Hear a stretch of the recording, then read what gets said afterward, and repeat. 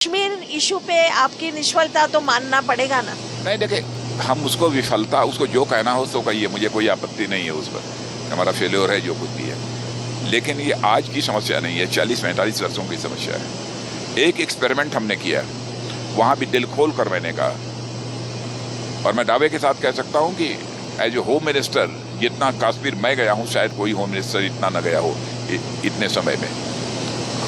और जब मैं गया हूं, मैंने कहा कि जो लोग भी हमसे बात करना चाहते हैं, यहां तक कि मैंने अलगाववादियों को भी कह दिया जो सेपरेटिस्ट हैं, आप भी बात करना चाहते हो और हम बात करने को तैयार हैं। बात करके हम समस्या का समाधान क्यों नहीं निकाल सकते हैं? क्यों नहीं निकाल सकते? क्यों नहीं निकाल सकते हैं? यही नहीं, मैं तो उन लोगों से पूछता था, तो मैंने कहा बात करो, तो ये सवाल तो उनसे पूछिए कि आप क्यों नहीं बात करते जब होम मिनिस्टर कह रहा है।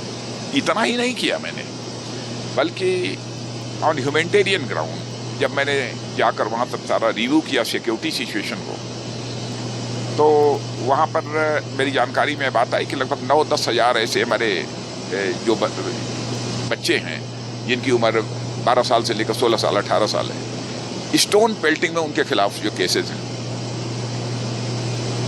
तो मैंने कहा कि भाई कभी कभी बच्चों को लोग गुमराह कर देते हैं, इस कारण भी उन्होंने स्टोन पेल्टिंग की होगी। ऐसे मैंने तुरंत वहाँ के चीफ मिनिस्टर को कहा, मैंने कहा ऐसे सारे बच्चों के जो फर्स्ट टाइम स्टोन पेल्टर हैं, सेकंड टाइम स्टोन पेल्टर्स हैं, उनके केसेस को विड्रॉ कर दो, उनको सुधरने का मौका दो। और आप समझ, जबकि इसके लिए हमारी आलोचना हुई थी, फिर भी इस काम को मैंने किया। अब मैंने देखा कि इससे काम जब नहीं चल रहा है, तो आगे जो करना चाहिए वो हम लोग कर रहे हैं। आप देखिएगा आगामी 3-4-5 वर्षों के अंदर जम्मू कश्मीर की समस्या का समाधान होकर रहेगा।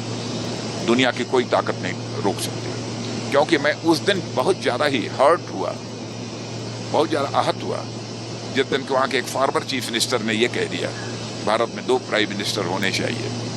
मैं ये एक्सपेक्ट नहीं करता था कभी, जम्मू कश्मीर का अलग प्राइम मिनिस्टर होना चाहिए और भारत का अलग प्राइम मिनिस्टर होना चाहिए। भाई इस हकीकत को समझना चाहिए, जम्मू कश्मीर भारत का इंटीग्रल पार्ट था, है और रहेगा, उसको कोई हमसे अलग नहीं कर सकता है।